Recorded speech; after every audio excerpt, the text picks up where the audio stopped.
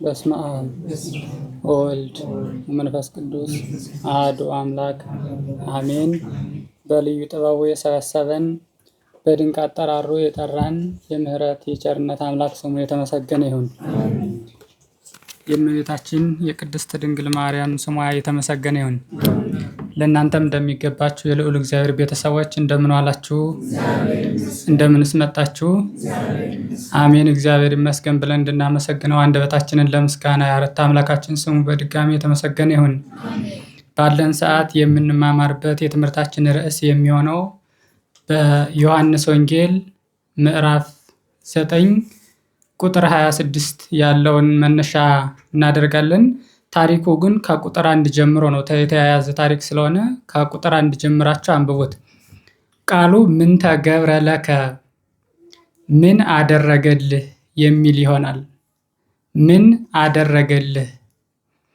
ይህን ቃል እንግዲህ የተናገሩት በጊዜው ጌታችን ኢየሱስ ክርስቶስ የሰውን ባህሪ ሳይጸየፍ ንጹሕ ባህሪ እርሱ የእኛን ደካማ ባህሪ ተዋህዶ እኛ ልንሰማው በምንችል ቋንቋ እየተናገረ እያስተማረ ልክ እንዳሁኑ ምዕመናን እየሰባሰበ እያስተማረ ባለበት ወቅት የሚያስተምረውን በተግባሩ የሚገልጥበት ወቅት ነበርና ጌታችን ኢየሱስ ክርስቶስ እምቅድመ የተወለድ አብርሃም ሀሎ ከዋነ አብርሃም ሳይወለድ እኔ አስቀድሜ ነበርኩ እያለ በቃሉ ቀዳማዊነቱን አምላክነቱን መለኮታዊ ኃይሉን እንደ ሰው የሚያዩትን አምላክ እንደሆነ እኒህን ነገሮች እያነሳ ሲያስረዳ ቆይቶ የተናገረው ነገር ትክክል መለኮትነቱን አምላክነቱን የሚገልጥ መሆን አለመሆኑን ደግሞ ምን ያደርግ ነበረ?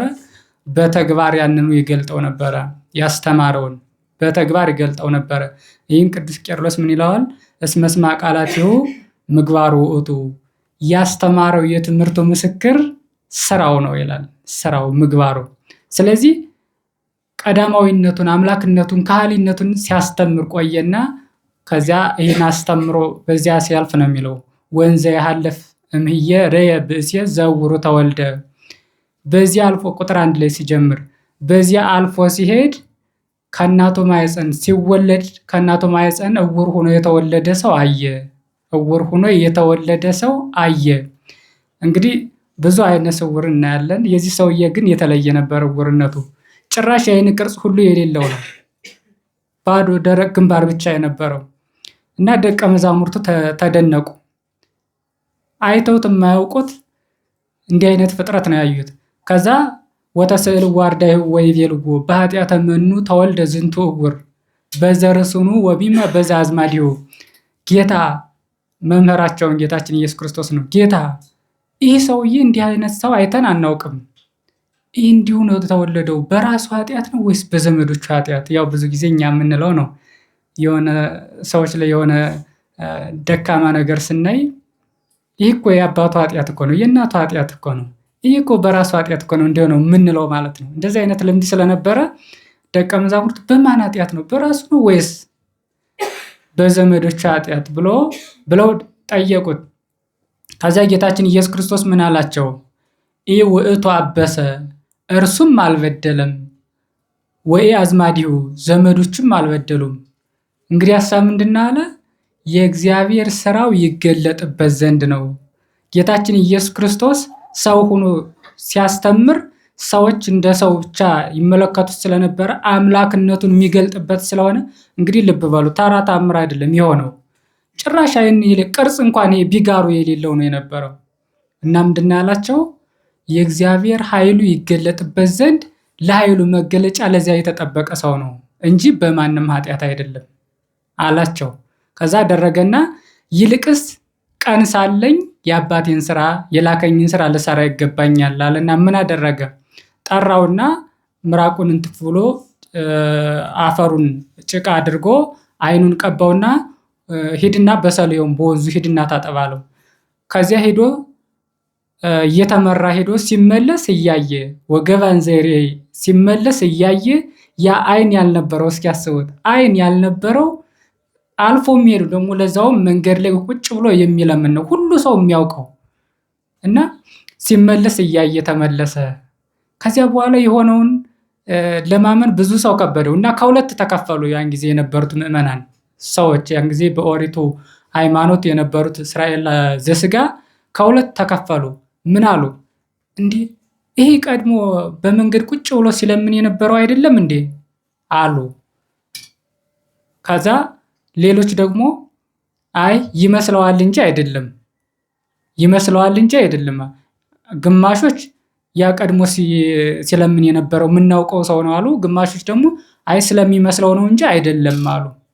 ተመልከቱ እንግዲህ። ከዛ በኋላ ጠየቁት። እኔ ነኝ አላቸው። እኔ ነኝ። እንዴት ዳንክ ሲሉት ጌታችን ኢየሱስ ክርስቶስ ያደረገለትን እያንዳንዱ ዝርዝር ጉዳይ ነገራቸው። በኋላ ይህን አላመኑም። ግማሾች ሂደው ለፈሪሳውያን ለሚያካስሱት በጌታችን በኢየሱስ ክርስቶስ ላይ የሆነ መረጃ ለሚሰበስቡት ለመስቀል ክፉ ነው ለማለት ለሚፈልጉት ለክፋታቸው መረጃ የሚሆናቸውን እንትን ለመሰብሰብ በዚያ የነበሩ ፈሪሳውያን ነበሩና ለነሱ ነገሯቸው። ከዚያ ጠሩና እንዴት ነው የሆነው ታሪኩን ንገረን ሲሉት እንዲህ ያለ ሰው ተነስቶ ዓይኔን በጭቃ ቀብቶ ሂደት አጠባለኝ ታጥቤ ስመለስ እያየው ተመለስኩ ብሎ ታሪኩን ነገራቸው፣ ሙሉውን ነገር።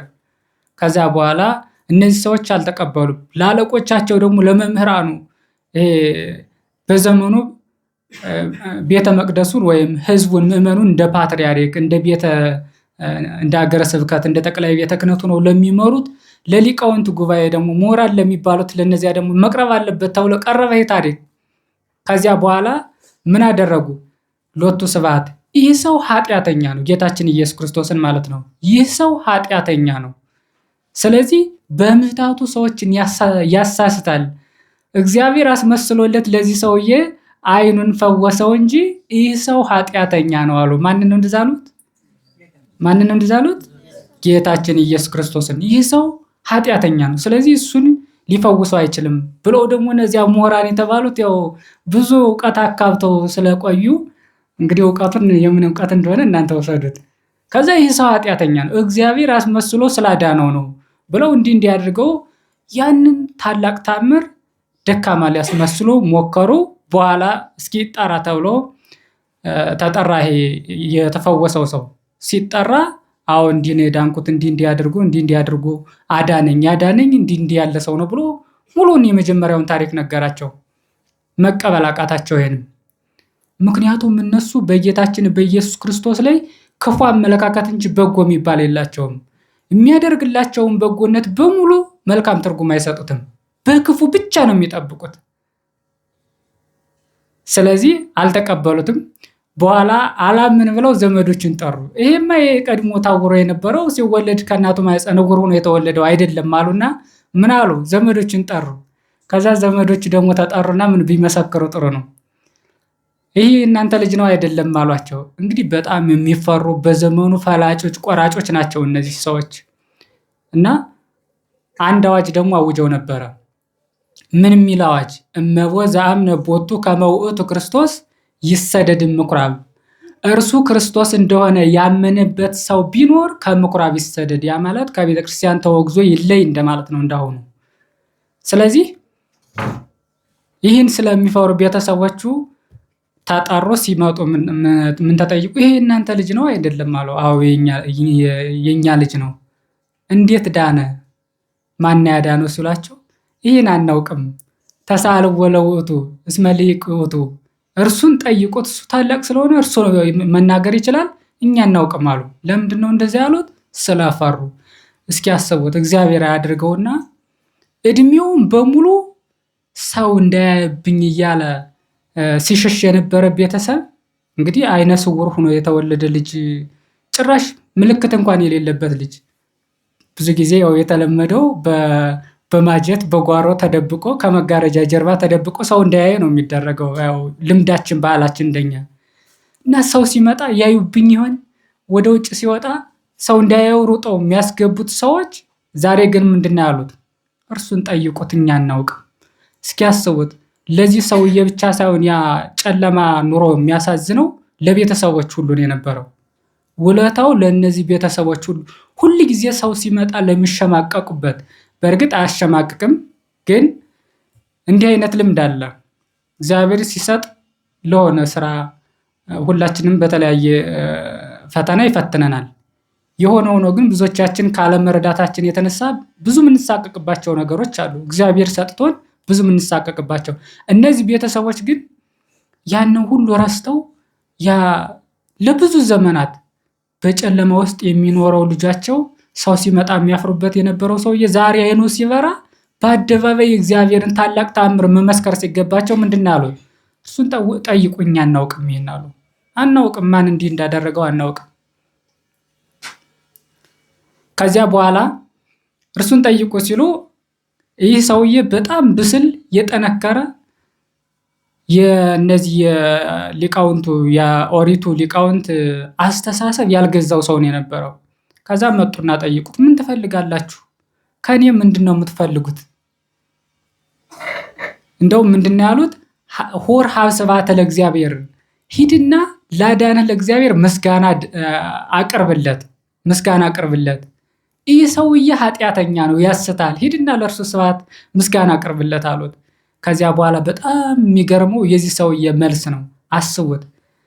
በዚያ ጨለማ ውስጥ የነበረ ሰው፣ በብዙ ተስፋ መቁረጥ የነበረ ሰው እንዴት በሃይማኖት እንዲህ ሊበስል ይችላል? እስኪ ያስቡት። የመጣው እኮ ርዕሳችን ምንድን ነው የነበረው? ምንድን ነው ርዕሳችን? ምን አደረገልህ ነው አይደለ? አንተ እድሜን በቃ ታውራ እየኖርክ እንዴት አንድ ቀን እግዚአብሔርን እንኳን አሰድበውም? እንደዛ እየተባለ የሚኖር ሰው እኮ ነው ሰውዬ። እና ምን አለ? ይህ ሰውዬ ኃጢአተኛ ነው፣ ሄድና በዚህ ሰውዬ አማካኝነት ለፈወሰህ ለእግዚአብሔር ምስጋና አቅርብ አሉት። ከዚያ ምን አላቸው መሰላቸው? ይህ ሰውዬ ኃጢአተኛ ነው ያሉት። እንግዲህ ከዛ ምን አለ ይህ ሰውዬ? ዋንሰ እያምር ከመውእቱ ሀጥ፣ እኔ ይህ ሰውዬ ኃጢአተኛ እንደሆነ አላውቅም አለ። ስለማን አላውቅም አለ? ስለዚህ ሰውዬ ስለ ኃጢአቱ አላውቅም። እንግዲያሳ ስለማን አውቃለሁ አለ? ወዘንተ ባይቱ አእምር ከመ እውር አነ፣ ነገር ግን እኔ እውር ሁኜ እንደተወለድኩ ይችን ብቻ አውቃለሁ፣ ይችን ብቻ አውቃለሁ። ወይ እዚያ ርአይ፣ ዛሬ ግን ምን አላለሁ አለ? አያለሁ። አስቡት የዚህን ሰውዬ ሁለቱን ንግግሮች። ይህ ሰውዬ ኃጢአተኛ ነው፣ እርሱን ተወው፣ ሄድና ለእግዚአብሔር ምስጋና አቅርብ ነው የተባለው። እንግዲህ መጀመሪያ ሲቀርብለት፣ ለዚያውም በሃይማኖት አባቶቹ በሚያከብራቸው የእግዚአብሔርን ቃል በትክክል ይነግራሉ ተብሎ ቦታ በሚሰጣቸው በእነዚህ ሰዎች ነው እንዲህ አይነት ፈተና የገጠመው። ከዛ ምናል ይህ ሰውዬ ኃጢአተኛ ነው፣ ስለዚህ ለእግዚአብሔር ምስጋና አቅርብ እንጂ ይህን ተወው አሉት። ከዛ ምን አለ? እኔ ስለ እርሱ ኃጢአተኛ መሆኑን አላውቅም። ምኑን ነው የማውቀው አለ? እውር ሁኜ እንደተወለድኩና ዛሬ እንደተፈወስኩ ስለ ራሴ ነው የማውቀው። ስለ ራሴ። ብዙዎቻችን ስለ ራሳችን ሳናውቅ ስለ ሌላው እናውቃለን። በጣም ምን ይበዛው ስለ ራሳችን ሳናውቅ ማለት ነው። የእያንዳንዳችን የራሳችን ኃጢአት በጣም ከግመል የሚበልጥ በአደባባይ ተገልጦ የሚታይ ኃጢአት እየሰራን ግን ደግሞ የሰዎች ትንኝ የምታክል ኃጢአት ትታየናለች። ዮሐንስ አፈወርቅ ምን ይላል መሰላችሁ? ይሄን ራስህን እንደ ኃጢአተኛ ስትቆጥር ሌላኛው እንደማን ይታያል አለ? እንደ መልአክ ሆኖ ይታያል። ራስህን እንደ መልአክ ስትቆጥር ደግሞ ሌላኛው ምን ሆኖ ይታያል? ምን ሆኖ የሚታየው? እንደ ኃጢአተኛ። ራስህን እንደ መልአክ ስትቆጥር ሌላው እንደ ኃጢአተኛ፣ ራስህን እንደ ኃጢአተኛ ስትቆጥር ሌላው እንደ መልአክ ሆኖ ይታያል። እነዚህ ሰዎች እንደዛ ነበር የተፈተኑት ያሉበት ህይወት። ይህ ሰውዬ ግን ምንድን ነው ያለው? እኔ አንዲት ነገር አውቃለሁ አለ። ስለዚህ ሰውዬ አንድ ነገር አውቃለሁ፣ እኔ ዕውር ሁኜ እንደተወለድኩ እንደፈወሰኝ ዛሬ እንደማይ እርሱን አውቃለሁ። እንደዛ አለ። እንደዛ ብሎ መለሰላቸው። በኋላ እነዚህ ሰዎች በጣም ዘበዘቡትና በጣም ከሚዘበዘቡባቸው ንግግሮች አንዱ ምንድነው? ምን ተገብረ ለከ፣ ምን አደረገልህ? የትምህርታችን መሰረታዊ ጉዳይ ይሄ ነው። ምን አደረገልህ? እንግዲህ ያን ሁሉ ተአምር አይተው የማይቻለውን በመጨረሻ በምዕራፉ መጨረሻ አካባቢ እንደውም ርኤነ ወኢሰማዕነ ይቤሉ እስራኤል ርኤነ ወኢሰማዕነ ዘውሩ ተወልደ፣ ዓለም ከተፈጠረ ጀምሮ እስካሁን ድረስ ከእናቱ ማህፀን ጭራሽ የዓይን ስዕል ቢጋር የሌለው ፍጥረት አይተን አናውቅም፣ እንዲህ አይነት ፍጥረት አይተን አናውቅም ብለው አድንቀዋል። እና ያን ያህል ታላቅ ተአምር አድርጎለት ያን ያህል ታላቅ ውለታ ውሎለት ጌታችን ኢየሱስ ክርስቶስ እነሱ ግን ምንድን ያሉት? ምን አደረገልህ? ቤተሰብ ልብ እንድትሉ የምፈልገው እግዚአብሔር በጣም ብዙ ያደረገልን ነገሮች አሉ። ግን ምን አደረገላችሁ እያሉ ዘወትር የሚዘበዝቡን ከአጠገባችን ያሉ በጣም ብዙ አካላት አሉ። ከገንዘባችን ጀምሮ፣ ከራሳችን አስተሳሰብ ጀምሮ፣ አለፍ ስንል ደግሞ ቤተሰባችን ውስጥ እንዲህ አይነት ሀሳብ ይነሳል። ትንሽ የጤና እንከን ካለችበት ምን አደረገልህ በዚህ ተነስተው ሰውየው የሚወጣ የሚወርድ ብዙ የሚኳትን ከሆነ ደግሞ ይህን ልፋትን ያልቆጠረልን ምን አደረገልኝ የሚል በጣም ብዙ አለ፣ በጣም ብዙ። ስለዚህ እግዚአብሔርን ለማመስገን ጊዜ የማያገኘው ሰው እግዚአብሔር የሰጠውን ነገር መቁጠር የማይችል ሰው ነው። እግዚአብሔር የሰጠውን ነገር መቁጠር የማይችል ሰው እግዚአብሔርን ለማመስገን ጊዜ የለውም። ለምንድን ነው? ሁል ጊዜ ያጣውን ነገር ብቻ ነው የሚቆጥረው። እስኪ የሌላችሁን ነገርና ያላችሁን ነገር ቁጠሩ ብትባሉ ለየትኛው ነው ጊዜ የሚያንሳችሁ? ያላችሁን ጊዜ ለመቁጠር ነው ወይስ ያላችሁን ነገር ለመቁጠር ነው ወይስ የሌላችሁን ነገር ለመቁጠር ነው ጊዜ የሚያንሳችሁ? ለየትኛው ጊዜ ያንሳችኋል? ያላችሁ ነገር ትንሽ ነው ማለት ነው። አሁንም እውነት ለመናገር ያለንን ነገር ብንቆጥረው ጊዜ አይበቃንም። እውቀታችን ራሱ ይገድበናል። ያለንን ነገር ብንቆጥረው፣ እግዚአብሔር የሰጠንን ነገር ብንቆጥረው እውቀታችን ራሱ ይገድበናል። እውቀታችን ጊዜ ብቻ ሳይሆን እውቀታችን። ስለዚህ ያደረገለትን ያን ሁሉ ገደል አግብተው በዜሮ አባዝተው ምን አደረገልህ? ከዛውንም ሂድና ለእግዚአብሔር ምስጋና ስጥ አቅርብ ብለው ሲዘበዝቡት ምን አድርጎልሃል ብለው ሲጠይቁት ለምን ትጠይቁኛላችሁ አላቸው። መጨረሻ መስማት የማይፈልጉትን ነገር ምን ብሎ ተናገራቸው? ለምን ትዘበዝቡኛላችሁ? እንዴት እንደዳንኩ ምን እንዳደረገልኝ ቅድም ታሪኩን 2 ጊዜ ደጋግሜ ነግሬያችኋለሁ። ስለዚህ እንደዚህ የምትጠይቁኝ ደቀ መዛሙርቱ ልትሆኑ ትፈልጋላችሁ? እንዲህ አላቸው። ደቀ መዛሙርቱ ልትሆኑ ፈልጋችሁ ነው ወይ እንደሚጠይቁኝ? ይህን መስማት ደግሞ አይፈልጉም እነሱ። አሁን በጣም ስስ ጎናቸውን ነው የነካቸው። ያን ጊዜ ለራስህ ዕውር ሆነህ የተወለድክ ከአንተ እንዴት እኛን ትመክረናለህ? እንዴት ታስተምረናለህ? አሉት። በእውቀት በውስጣዊ ብስለት ግን በውስጣዊ የሃይማኖት ብስለት ግን ከነዚያ መጽሐፉን ካነበቡት ከሸመደዱት ከነዚያ ይልቅ ይህ ሰውዬ በብዙ ፈተና ያለፈው ሰውዬ በጣም ብስል ሰው ነው። ለምን? ጌታችን ኢየሱስ ክርስቶስ እውነትም እግዚአብሔር መሆኑን ለይቶ አውቃል። እንደውም ማን ነው ትላለህ ስለሱ ተብሎ ሲጠየቅ እንግዲህ በዘመኑ የነበረው አስተሳሰብ እንደ ዛሬ ሥላሴ በባህሪ አንድ በአካል በስም በግብር 3 ተብሎ አንድነት ሶስትነት የሚባለው ያን ያህል የተገለጠ አይደለም። ስለዚህ ሙሴ ነቢይ ያነስለክሙ እንደኔ ያለ ነቢይ ከመካከላችሁ ያስነሳል ብሎ ትንቢት እንደተናገረ ያውቃሉ። ያ ነቢይ ደግሞ ጌታችን ኢየሱስ ክርስቶስ እንደሚሆን ግን ጌታችን ኢየሱስ ክርስቶስን ራሱ የሚጠብቁት በምንድን ነው? በነቢይ እንደ ሙሴ ባለ ነቢይ በተራ በዚያ መንገድ ነበር የሚጠብቁትና ስለዚህ ሰው አንተ ምን ትላለህ ብለው ሲጠይቁት ምንድን ነው ያላቸው? እኔ ነቢይ ነው እላቸዋለሁ ነው ያለው። ነቢይ ነው። እንግዲህ በሰዓቱ እሱ የከበረውን አጠራር ጠርቷል። የከበረውን በኋላ ግን ጌታችን ኢየሱስ ክርስቶስ አምላክ እንደሆነ ራሱ ገልጦለታል። በመጨረሻው በምዕራፉ መጨረሻ ስናየው የሆነዎችን በመመስከሩ ስለ ጌታችን ኢየሱስ ክርስቶስ እንዲህ ያለ አቋም በመያዙ ምክንያት ከምኩራብ አስወጥተውታል። ቅድም ምን አዋጅ አውጀው ነበር ብያቸዋለሁ። ምን ብለውት ነበር? ይህ አሁን በመካከላቸው የሚመላለሰው ኢየሱስ ክርስቶስ እንደሆነ ያመነ ቢኖር ምን ይበል ተብሏል? ከምኩራብ ይሰደድ፣ ከምኩራብ ይወገድ ተብሎ ነበር። ስለዚህ እንደተባለውም አዎ ያዳነኝ እርሱ ነው፣ ምሕረትን ያደረገልኝ እርሱ ነው፣ ኃጢአተኛ እንደሆነ ሳይሆን ጻድቅ እንደሆነ እንደውም በጣም ሞግቷቸዋል። በጣም በሚገርም ሁኔታ ብዙ አመክንዮአዊ ጉዳዮችን አንስቷል። ምን ብሏል መሰላችሁ? እንዴ እግዚአብሔር ኃጢአተኛን ጸሎትን ይሰማዋል እንዴ? ኃጢአተኛ ቢሆን ይህ ሰውዬ እንዴት በዚህ ሰውዬ ጸሎት እኔን ሊፈውሰኝ ይችላል ብሎ ምን ብሏቸዋል? ሞግቷቸዋል። ለራሴ የማታወቅ እውር ሆነህ የተወለድክ ደግሞ አይተኸኛል ልታስተምር አሉት።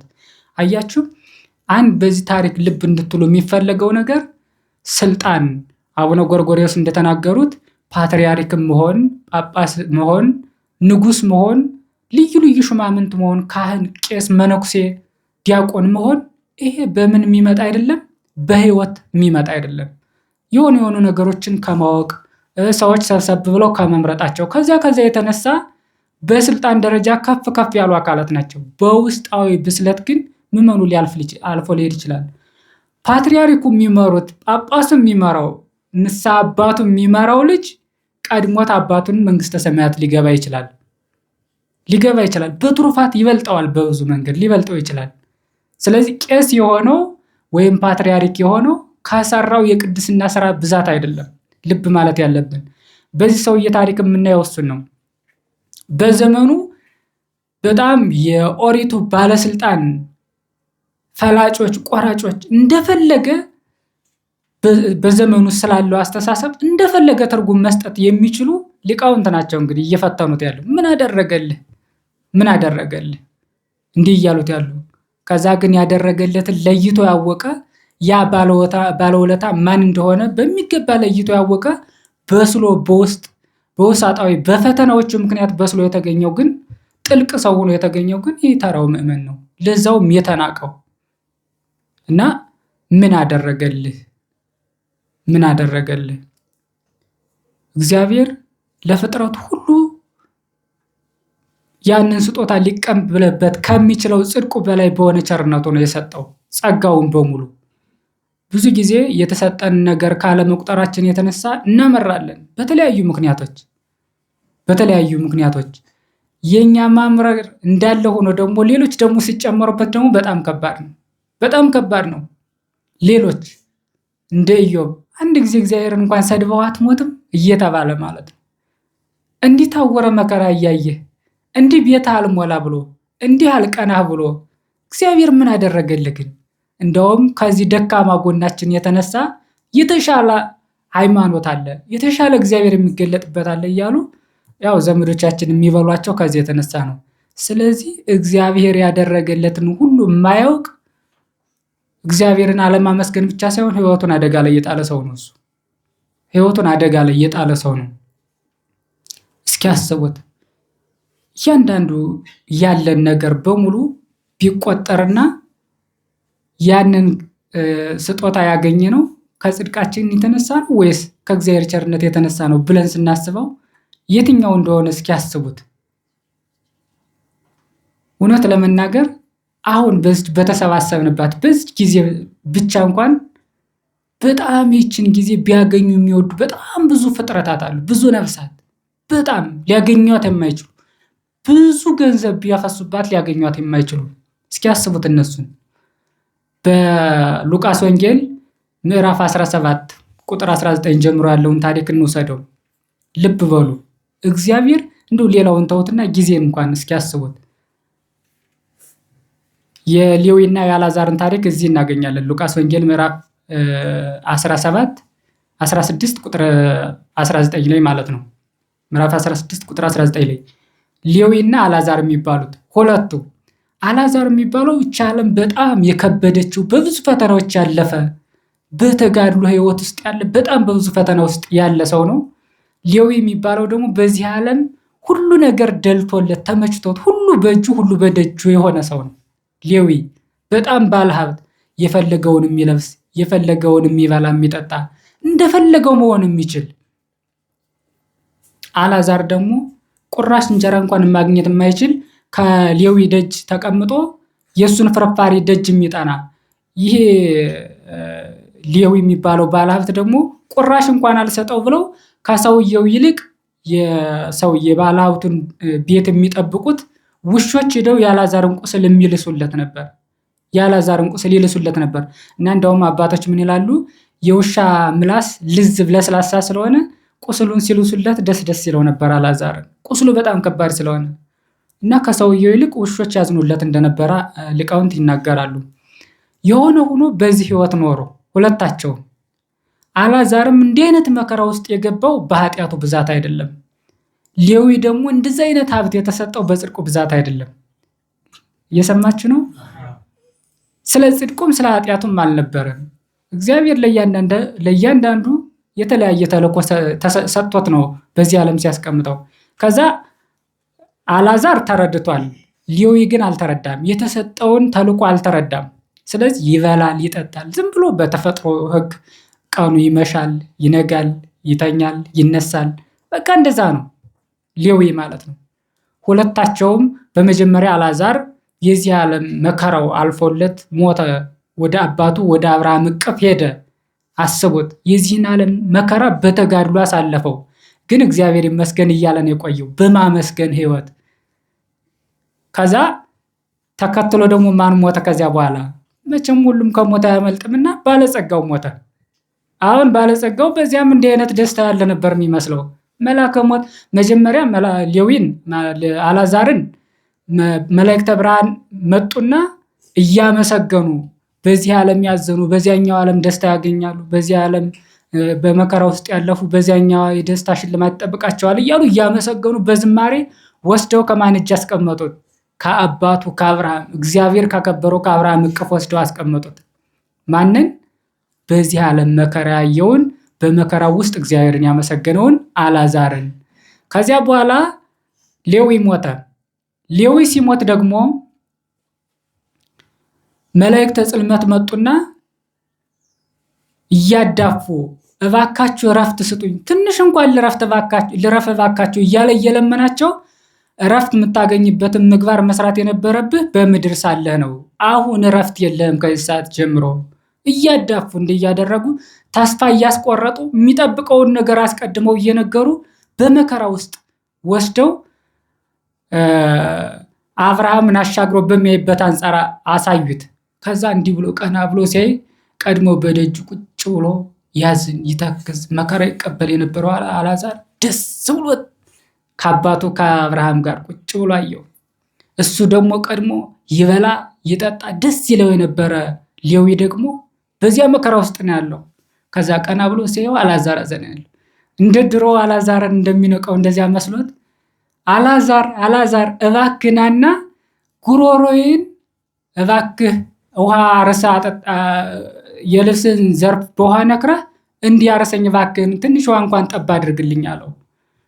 አያችሁ፣ ቀድሞ ይንቀው የነበረው እኮ ነው። ከዛ እባክህ ናና ጉሮሮዬ በጣም ደርቋል፣ እያዳፉ ስላመጡኝ እባክህ ትንሽ ውሃ ጠብ አድርግልኝ አለው። ከዚያ በኋላ አልዓዛር መልስ አይሰጥም፣ ዝም አለው። ምክንያቱም ደስታ ተቀያይሯል። አሁን ያን ጊዜ አልዓዛር እንደዛ ነበር የሚሰማው። ከቁስሉ በላይ ረሃቡ መከራው ደጅ ቁጭ ብሎ እንደዛ ነበረ። አሁን ጊዜን ነው እየተመለከትን ያለ ነው። መጨረሻ ላይ ምን አለ ደግሞ? አባቴ አብርሃም ወይ፣ መቼስ የሁሉ አባት አይደል አብርሃም። አባቴ አብርሃም ወይ እባክህን አልዓዛርን ላክና ትንሽ ውሃ እንኳን ጠብ ያድርግና ጉሮሮዬን ያረስርስልኝ አለው። ልጅ ሌዊ አሁን ዘመኑ ተቀያይሯል። አልዓዛር በዚያኛው ዓለም መከራ ስለተቀበለ አሁን በተቃራኒው የደስታ ጊዜው ነው። የመከራውን ዋጋ አግኝቷል። አንተ ደግሞ በዚያም በዓለም ተድላ ደስታ ስላገኘ አሁን ደግሞ መከራ ልታገኝ ይገባል። በዚያው ላይ አልዓዛር መጥቶ ለአንተ ውሃ እንዳያጠጣ በመካከላችን የማያገናኝ ገደል አለ። ግን ለዛ በኋላ አሁን እስኪ አስቡት፣ የሌዊን ቦታ ሆናችሁ አስቡት እስኪ ምን ይሰማዋል ብላችሁ ታስባላችሁ? ተስፋ ቁርጥ እኮ ነው የሚያደርገው። ተመልሶ እንደገና ያን ሁሉ ሀብት መመጽወት አይችል። ምን ሊያደርግ ይችላል? ምንም አያደርግም። እና እስኪ አስቡት እኛ የምንቀልድበትን ጊዜ እና ይህን ያለንበትን ጊዜ አሁን ገዝተው ነው በገንዘባችን የተቀበልነው። ይህን የማያውቁ ሰዎች ናቸው ምን አደረገልህ እያሉ የሚጠይቁ። እግዚአብሔር ምን አደረገልህ? ሌዊን አስቡት በዚያ ሰዓት የሚሰማውን ስሜት። ከዛም ምን አለ መሰላችሁ? የተስፋ ቆረጠ አነጋገር። እሺ የኔውስ ይሁን እንደፈለገው ባይሆን ወንድሞቼ ወደዚህ እኔ ወደምሄድበት ወደ መከራው እንዳይመጡ እባክህን አልዓዛርን ላከውና ያስተምራቸው። ወደ ምድር ሄድና አልዓዛር ያስተምራቸው የለም። አሁን የአልዓዛር የእረፍት ጊዜው ነው። የተድላ የደስታው ጊዜ ነው። አብርሃም ነው እንዲህ የሚመልስለት። እነሱም መጽደቅ ከፈለጉ ማን አለን አለው? ቦሙ ሙሴ ወነቢያት ኪያሆሙ ለይስሙ። ሙሴና ነቢያት አሉላቸው። የሙሴና የነቢያት መጻሕፍት አሉላቸው፣ እነሱን ይስሙ። ከዚህ በኋላ የአልዓዛር የእረፍት ጊዜ ነው አለ እና አስቡት። እችን ጊዜ በጣም የሚፈልጋት ለንስሐ የሚፈልጋት አለ። ቃለ እግዚአብሔር ለመማር እውነት ለመናገር ለጸሎት ጊዜ ያጡ እግዚአብሔርን እግዚአብሔር ብሎ ለመጥራት እንኳን በቃላቸው እግዚአብሔር ብሎ ለመመስከር እንኳን ጊዜ ያጡ በጣም ብዙ ነፍሳት አሉ። እስኪ አስቡት። አሁን እኛ ጥሩ አየር እያገኘን እንዲህ ሰብሰብ ብለን ኦርቶዶክሳዊ አንድነት ፈጥረን ደስ ብሎን አንዳችን ቁጭ ብለን ኦርቶዶክሳዊ ህብረት ፈጥረን ባለንበት በዚህ ሰዓት ብዙ ሰቆቃ ውስጥ ያሉ እኮ አሉ። ማዕበል የሚያማታቸው አሉ። የተለያየ አደጋ የተደቀነባቸው አሉ። በእስር ቤት ሆነው የሚማቅቁ አሉ። በልዩ ልዩ ደዌ በሆስፒታል ውስጥ ያስቡት። ምግብ እኮ ምግብ በጥጥ እያራሱ የሚያለሱት ሰው አለ አሁን በዚህ ሰዓት እና ይህን የማያስብ ሰው እግዚአብሔር ምን አደረገልኝ ሲል ይውላል። ይህን የማያስብ እና ይህን የሚያስረሱት ናቸው ሊቃውንት። ምን አሉ ታዲያ? ምን ብለው ያንን ምን አሉት? ምን አደረገልህ? እግዚአብሔር በጣም ብዙ ነገር ነው ያደረገልን። ከዚህ የተነሳ ነው ቤተክርስቲያን እግዚአብሔር ያደረገላትን በሚገባ ስለምትረዳ ናኩቶ ለእግዚአብሔር ናኩቶ ለገባሬ ሰናያት ላይ ሌነ ለኛ በጎ ያደረገልን እግዚአብሔርን ምን እንለዋለን? የምንለው ዘወትር በቅዳሴ እናመሰግነዋለን። ምን ያደረገልንን ጊዜ ሰጥቶ ጤና ሰጥቶ ህይወት ሰጥቶ ሙሉ አካል እዚያ ያክል የሚበቃ አካልን ሰጥቶ እስኪያስቡት። የተፈጠርነው ራሱ እንፈጠር ብለን ነው እንዴ የተፈጠርነው? መፈጠሩን እስኪያድንቁት። ዝም ብሎ ካለመኖር እንደው በቃ ዓለም ከተፈጠረ በኋላ ያለውን እንኳን ብንወስድ መሬት፣ ድንጋይ፣ እንጨት ምናምን ሆኖ ዝም ብሎ እንዲተራ ሆኖ ከመኖር የከበረ ሰው ሆኖ መፈጠር እኮ የራሱ በጣም በየትኛውም ነገር ሊገዛ የማይችል ሀብት እኮ ነው። ይህን ማሰብ አንዲት መርፌ የጠፋችብኝ ብሎ እግዚአብሔርን ሲያመር ይውላል። እግዚአብሔር ለመካድ ይበቃል። አንዳንዱ ደግሞ ብዙ ጊዜ ብያውቃለሁ፣ በሬ ተሰጥቶት መርፌ ስለሌለው ያዝናል። እየሰማች ነው። የተሰጠንን በአግባቡ ማስተዳደር ስለማንችል በሬ ተሰጥቶት መርፌ ስለጠፋው ያዝናል። ስለሌለው ማለት ነው። መርፌ ስለሌለው ግን ምን ማድረግ ነበረበት? በሬውን ሽጦ ለሚያስፈልገው መፍቅድ መጠቀም የሚችል ነበረ። ስለዚህ ሰነፍ ነው። የተሰጠውን ሀብት ማስተዳደር የማይችል ሰነፍ ነው ይሄ። እና የሰውዬ ምን ይላል ታዲያ? ሁልጊዜ ምን አደረገልኝ? ሁልጊዜ ምን አድርጎልኛል? ትንሽ ራሱን ሲያመው ምን አድርጎልኛል? እግዚአብሔር ማማረር በቃ የሆነ ይወጣል ይወርዳል። ያንን መውጣት መውረዱን የተጋድሎ አካል ስለማያደርገው ምን ይላል? በቃ በወጣ በወርድ አልሳካልኝ አለ። ያመራል አሁንም። ከዛ ሌሎች ደግሞ በተለይ ደግሞ በጣም የሚያሳዝነው ይመሩናል፣ ያስተዳድሩናል፣ ወደ እግዚአብሔር የበለጠ ከፍ ያደርጉልናል የሚባሉት ደግሞ እነሱ ሲጨምሩት ደግሞ በጣም ይከብዳል፣ ልዩ ይሆናል። ስለዚህ ምን አደረገልህ የሚለውን አካል እርሱን በእውነቱ እግዚአብሔርን የማያውቅ ሃይማኖት የሌለው ሰው ስለሆነ ከእንደዚህ አይነት ሰው መራቅ ያስፈልጋል።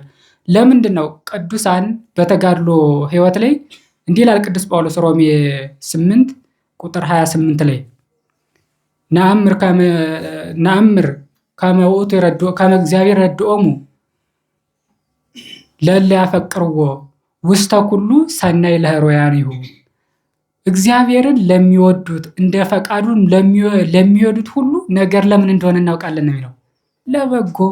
ለበጎ እንደሆነ እናውቃለን። አረጋዊ መንፈሳዊ ደግሞ ምን ይላል መሰላችሁ?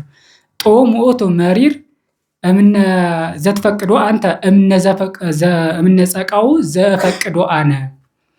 እኔ ከመረጥኩት ከወደድኩት ማር ወለላ ነው ካልኩት ይልቅ አንተ የመረጥከው መራራው እርሱ ጣፋጭ ነው ይላል። ምንድነው እርሱ መሰላችሁ? እኔ የፈቀድኩት የወደድኩት የመረጥኩት ማር ወለላ ማለት ተድላው የዚህ ዓለም ተድላው ደስታው ደስ ብሎ መኖር ከዚህ ይልቅ የትኛው ይወደዳል አለ? አንተ የመረጥከው መራራው የጣፈጠ ነው። አንተ የወደድከው መራራው ማለት ምንድነው? መከራ፣ ሰቆቃ፣ ፈተናዎች በዚህ ምድር ያሉት ሰዎች እየጠነከሩ እየበረቱ እየታደሱ ከጽሬት ላይ ጽሬት እያገኙ የሚሄዱት በተለይ በነፍሳቸው እያደጉ የሚሄዱት በመከራ ነው በችግር እና እግዚአብሔር ስለሚያስፈልገን ይህን አንዳንዴ በችግር በተለያዩ ነገሮች ይጎበኘናልና እግዚአብሔርን ለማመስገን ሁሉም ነገር ለበጎ እንደሆነ መረዳት ይኖርብናል ማለት ነው። ሁሉም ነገር ለበጎ እንደሆነ ካልሆነ ግን እች ቀረችኝ እች አልተሳካችልኝም እያል እግዚአብሔርን ሳናመሰግን ቅድም እንዳልኳችሁ መቼ ተመልሼ ንስሐ ገባ ይሆን የምንልባትን የማናገኛትን ጊዜ የምንመኝበት ጊዜ ነው የሚፈጠረው ማለት ነው። እንደ ሌዊ ማለት ነው። እንደ ሌዊ ተመልሶ በቃ ሀብቱን ማከፋፈል መመጽወት አይቻል፣ ቤቱ የወደቁትን ነዳያንን ማሰብ አይቻል። እንደዚህ አይነት ጊዜ ይገጥማል። እጾማለሁ ምን እላለሁ ነገ እያልን ስንቀጥር ደግሞ መጾም የማይቻልበት ንስሐ የማይገባበት በጥቅሉ ጊዜ የሚባለውን ጤና የሚባለውን በገንዘብ ልንተካቸው የማንችላቸውን ነገሮች ምን እንላለን ምናጣበት ጊዜ ይኖራል። ስለዚህ መቼ ነው የማመስገኛው ጊዜ? መቼ ነው አላችሁኝ? ወዘልፈ ስብሐቲሁ ውስተ አፉየ ቅዱስ ዳዊት ምን ይላል? የእግዚአብሔር ምስጋና ዘወትር ባፌ ነው አለ። ዘወትር እንዴት ቅዱስ ዳዊትን ያህል በልጁ እየተሳደደ ንጉስ ነው እንግዲህ ተቀናቃኝ ይነሳበታል። ንጉስ እንደመሆኑ የሀገር መሪ እንደመሆኑ ጠቅላላ የተለያዩ ሀገራት መሪዎች በጠላትነት ያዩታል፣ በተለያየ ፈተና ይፈትኑታል። የህዝቡ ክፉ አስተሳሰብ በተለይ ደግሞ የሚመራው እስራኤልን ነው። በዚህ ህይወት እያለ ግን በሚገርም ሁኔታ ወዘልፈ ስብሐቲሁ ውስተ አፉየ የእግዚአብሔር ምስጋና ዘወትር ባፌ ነው አለ። እያንዳንዱን ነገር እያሰበ ለምስጋና ነው የሚጠቀመው። እያንዳንዱን ቤተክርስቲያን ዘወትር ምን ትለዋለች? ከቅዱስ ዳዊት ይህን ቃል ተውሳ ምን ትለዋለች? በቅዱስ ዳዊት አንደበት ምን ትላለች? ኩሎ አሚረ ባረከከ ወእሴብሕ ለስምከ ዘወትር ስምን አመሰግናለሁ። ይህን ዘወትር በቅዳሴ የምንለው ነው። በቅዳሴ ዘወትር እናንተ በተሰጥኦ የምትቀበሉት ማለት ነው። ስለዚህ ዘወትር ለማመስገን እግዚአብሔርን ዘወትር ለማመስገን ያደረገላችሁን ነገር ዘወትር ቁጠሩ ዝም ብላችሁ። ከዛ በኋላ እውነት ለመናገር የሰጣችሁን ነገር ትከሻችሁ ተሸክሞታል? የሰጣችሁን እሺ፣ ለምሳሌ በትዳር ያላችሁትን ልጠይቃችሁ። በትዳር ያላችሁት ልጅ ለምናችሁ ትዳር ለምናችሁ ነበር ተሳካላችሁ። ልጅ ለምናችሁ ነበር ተሳካላችሁ። ልጅ ወለዳችሁ። ልጃችሁን ግን ለእግዚአብሔር የሚገባ ልጅ አድርጋችሁታል? ማለቴ ነገ እስከ ፓትርያርክነት ደርሶ ቤተክርስቲያኗን ለቀጣዩ ትውልድ ሊያሻግር የሚችል ነገ እስከ ጠቅላይ ሚኒስትርነት እስከ ንጉስነት ደርሶ ሀገሪቱን ለትውልድ የሚያሻግር መልካም ሰው በጥቅሉ በማህበረሰቡ የሚፈለግ ሰው አድርጋችሁ ቀርጻችሁታል? እየቀረጻችሁት ነው?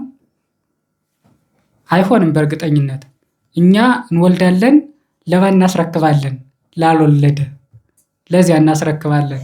ያ ያልወለደ አካል ደግሞ ተሸክሞ እንትኑን አይደለም እቃውን ምናምን ተሸክሞ አይደለም የሚወስደው፣ አእምሮውን ይሸከምና ወዴት ይጥለዋል? በረሃ፣ ምድረ በዳ። በረሃ ስላችሁ ከአጋንንት በማይተናነስ ተንኮል ውስጥ በሚኖሩ በክፉ ሰዎች አስተሳሰብ ማለት ነው። ወደ ምዕራብ ይሰዱታል። የምዕራቡን አስተሳሰብ አለቃ እያሌው እንደተናገሩት አካሉ ከዚህ ነው ልቡ ምዕራፍ ነው እንዳሉት ማለት ነው። እንደዛ ነው እያደረግን ያለ ነው። እና የተሰጠንን ነገር በአግባቡ ማስተዳደር ሳንችል የተሰጠንን መሸከም ሳንችል እንዴት ጎደልን ብለን እግዚአብሔር ልናመር እንችላለን? እሺ የተሰጠንን ጊዜ ለንስሐ ለትሩፋት እስኪ ተውት፣ እንደው ሌላውን ሁሉ ተውትና አሁን ሁላችሁም ብዙ ቀን ስለ መጽሐፍ ቅዱስ እንማራለን፣ ስለ ቅዱሳን ገድል እንማራለን፣ በስንክሳር እንሰማለን፣ በተለያየ ወንጌል እናነባለን፣ እንዲህ እናደርጋለን። በተለያየ መስሪያ ቤት ትኖራላችሁ። ሁላችሁም በመስሪያ ቤት ያላችሁ በተለያየ ስራ ዘርፍ ትኖራላችሁ። ግን በሄዳችሁበት የእግዚአብሔር ክብር የሚገለጥበትን ስራ ሰርተን እናውቃለን ብላችሁ ታስባላችሁ? ያንን ለማድረግ ጊዜ ነው የምንቀጥረው። የሚገርማችሁ። ስለዚህ የተሰጠንን ጊዜ በአግባቡ አልተጠቀምንም። ትከሻችን ራሱ የሚሸከመው አይደለም እውነት ለመናገር። እና እንደ አባት እንደውም ምን አሉ መሰላችሁ? ይሄ ሀብተ ፈውስ ልዩ ልዩ ጸጋዎችን እንደሚቀበሉ ሲያውቁ ምን አሉ? ጌታ ሆይ ጸጋ ልትሰጠኝ ከሆነ የምሸከምበትን ጀርባ ማብረት ስጠኝ፣ የምሸከምበትን። ካልሆነ እስኪ ያስቡት። አሁን እውነት ለመናገር ብዙዎቻችሁ በጣም አዋቂ በጣም ምሁር ብትሆኑ ያው ትሆናላችሁ፣ እንደምትሆንም አምናለሁ። የሆነ ሆኖ ግን የሆነ ሊቅ ናችሁ ባላችሁበት የትምህርት ዘርፍ ማለት ነው። በጣም ሀብታም ናችሁ። እንደዛ ብለን እንውሰደው እና ያንን ነገር በአግባቡ እናስተዳድረዋለን። ያንን ነገር ያ ሀብታችን ለከንቱ ውዳሴ ተጠልፎ ለመውደቅ ለማይረባ ስራ ነው የሚጋብዘን። የሚገርማችሁ። ስለዚህ መልክ ያለው በውበቱ ተጠልፎ ሲወድቅ እግዚአብሔርን ይመስገን ከማለት ይልቅ በውበቱ ተጠልፎ ሌሎችን ሲያጠምድ፣ ሀብት ያለው እንደ ሌዊ ደግሞ ሌሎችን ባጠገቡ አላስቀረብ ሲል ሲገፋ፣ እኩያውን ብቻ ሲመለከት እንደዛ እና ያ ማለት የተሰጠንን ሀብት በሚገባ የተሰጠንን ጸጋ የምንሸከምበት ትከሻ አልነበረም። ቅድም ነግሬያቸዋለሁ። ሀብት የተሰጠን ስለ ጽድቃችን ብዛት አይደለም ብያቸዋለሁ። ብዙ ሀብት ቢኖርም አንተ ባትኖር እኮ ጎንደር አትኖርም እስካሁን ድረስ እንደው ጦማን ነው ነበር የምታድር ሲባል እንደ አንዳንዱ ጅል ምን ይላል? ሳቅ በሳቅ ይሆናል ማለት ነው። ሳቅ በሳቅ አንተ እኮ ሚካኤል ነው የምትመስል፣ አንቺ እኮ እመቤቴን ነው የምትመስል። እንደዛ ሲባል በቃ ደስ የሚላቸው እነዚህ መልካቸውን እንኳን ጸጋ አድርጎ ቢሰጣቸው ያችን የመሸከም አቅም የሌላቸው ሰዎች ናቸው። እንደ እሌኒ ኧረ የእመቤቴ የእግሯ አጣቢ የማልሆን፣ ኧረ እኔስ የመላኩ እንደው ጥላውም አልሆን፣ እንደዛ ይላሉ። ይሄ መሸከም አቅም ያላቸው ማለት ነው። ስለዚህ በጥቅሉ የተሰጠን ሀብት እንኳን ትከሻችንን አዝሎታል፣ የማንችል ደካሞች ሆነናልና የቀረንን እየቆጠርን እግዚአብሔርን ከማምደር ልንጠበቅ ይገባናል። ዘወትር ግን መርሳት የሌለብን ምን አደረገልህ የሚሉ ከየትኛውም አቅጣጫ ይመጡባቸዋል። ከየትኛውም ከሚያምኑትም ከማያምኑትም፣ ከቤታችሁ ውጭም ከቤታችሁ ውስጥም፣ ከራሳችሁ አስተሳሰብ። በነገራችን ላይ ውስጣችን ላይ ያለው አስተሳሰብ ትልቁ እስር ቤታችን እሱ ነው። ውስጣችን ላይ ያለው እሱ ነው። እግዚአብሔር ለማመስገን ምን ማለት አለብን ብያችኋለሁ? ያለንን ሀብት መቁጠር ይኖርብናል። ስራችሁን በሙሉ ህይወታችሁን በምስጋና ጀምሩ፣ ምሩ። በምስጋና ህይወታችሁን ምሩ። ያን ጊዜ እናንተ መልካም ሁሉ የሚደረግላችሁ እግዚአብሔር በሰጣችሁ ስላመሰገናችሁት ለቀጣዩ ጸጋ ደግሞ ያድላችኋል። ለምን? በተሰጣችሁ ተመዝናችሁ አልፋችኋል። ስለዚህ ዘወትር እግዚአብሔርን እያመሰገን እንድንኖር የእግዚአብሔር መልካም ፈቃዱ ይሆንልን። ምን አደረገልህ ምን አደረገልሽ ከሚለን ክፉ ጠላት እግዚአብሔር ይጠብቀን። እንደዚህ አይነ ስውር ሆኖ እንደተወለደው ሰውዬ ደግሞ በውስጣችን በሃይማኖታችን የበሰልን፣ በውጭ ዝም ብለን አስመሳይ ሳይሆን በውስጥ የበሰልን ለሚመጡብን ፈተናዎች ሁሉ መፍትሄ ሰጭ የምንሆን፣ ቤተክርስቲያኗን ለቀጣይ ትውልድ የምናሻግር፣ የተሰጠን ተልዕኮ በሚገባ የምንወጣና እግዚአብሔር ለትሩፋት የበቃን ያድርገን። መልካም ፈቃዱ ይሆንልን። ወስብሐት ለእግዚአብሔር።